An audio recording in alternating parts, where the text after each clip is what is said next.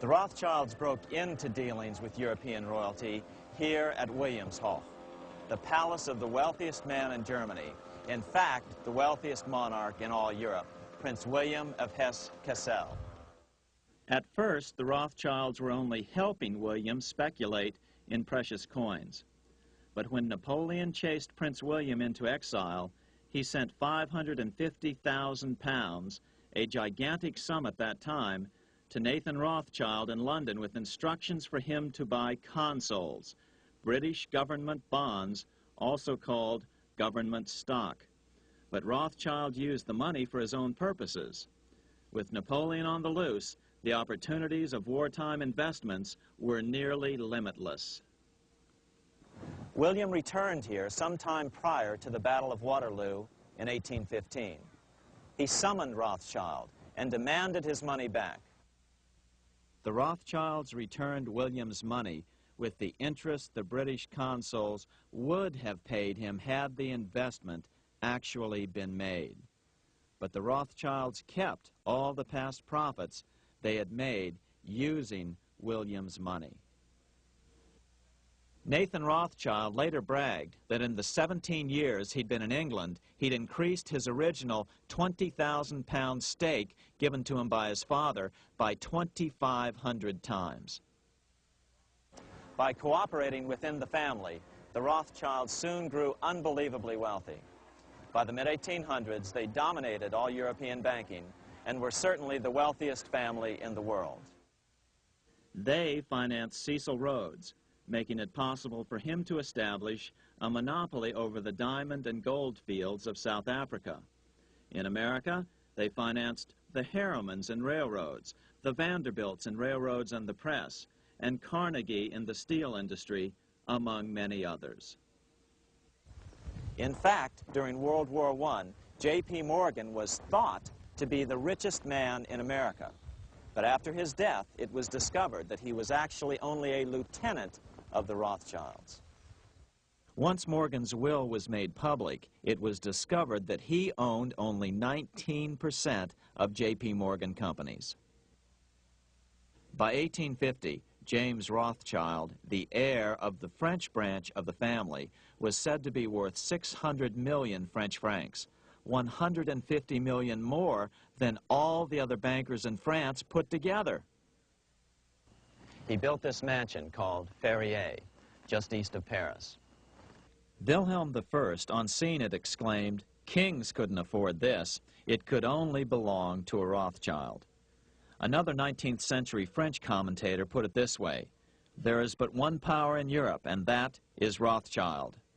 There is no evidence that their predominant standing in European or world finance has changed. Now let's take a look at the results the Bank of England had produced on the British economy and how that later was the root cause of the American Revolution.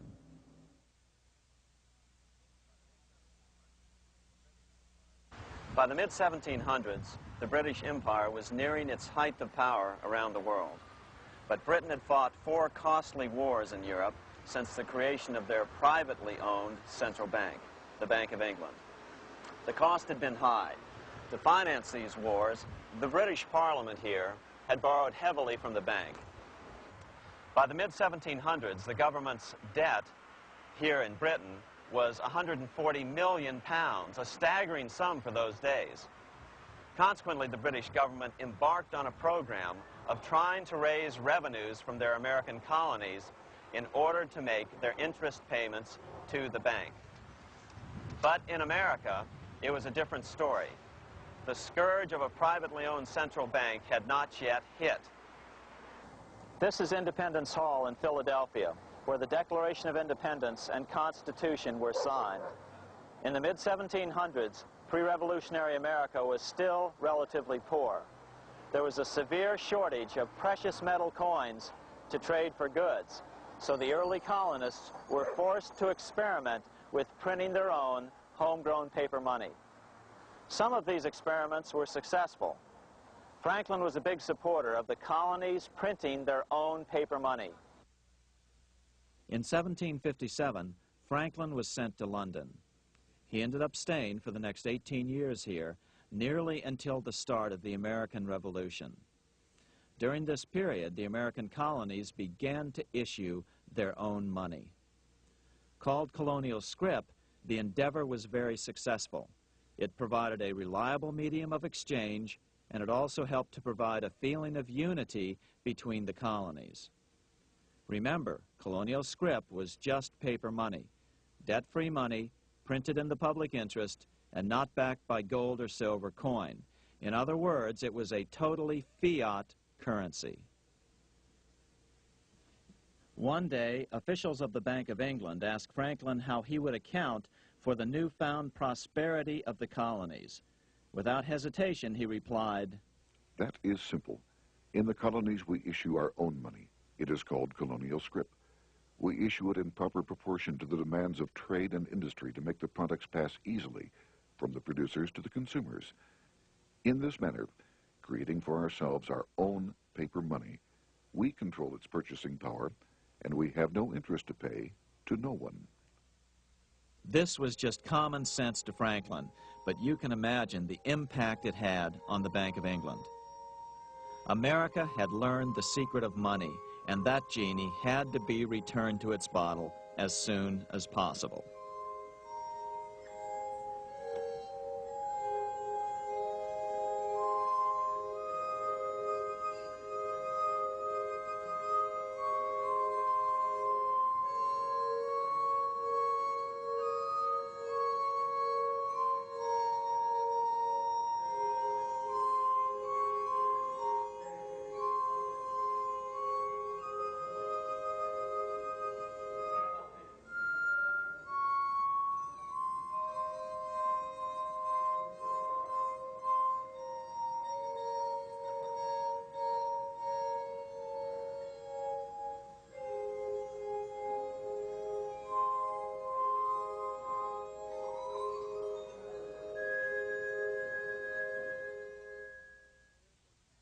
As a result, Parliament hurriedly passed the Currency Act of 1764. This prohibited colonial officials from issuing their own money and ordered them to pay all future taxes in gold or silver coins. In other words, it forced the colonies on a gold or silver standard. For those who still believe that a gold standard is the answer for America's current monetary problems, look what happened to America after that. Writing in his autobiography, Franklin said, "In 1 year, the conditions were so reversed that the era of prosperity ended and a depression set in to such an extent that the streets of the colonies were filled with unemployed." Franklin claims that this was even the basic cause for the American Revolution. As Franklin put it in his autobiography, "The colonies would gladly have borne a little tax on tea and other matters had it not been that England took away from the colonies their money, which created unemployment and dissatisfaction. The inability of the colonists to get the power to issue their own money permanently out of the hands of George III and the international bankers was the prime reason for the Revolutionary War." By the time the first shots were fired in Lexington, Massachusetts, on April 19, 1775, the colonies had been drained of gold and silver coin by British taxation. As a result, the Continental government had no choice but to print money to finance the war. At the start of the Revolution, the U.S. money supply stood at $12 million. By the end of the war, it was nearly $500 million. As a result, the currency was virtually worthless. Shoes sold for $5,000 a pair.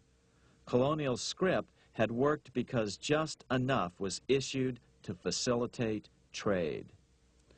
As George Washington lamented, "A wagon load of money will scarcely purchase a wagon load of provisions."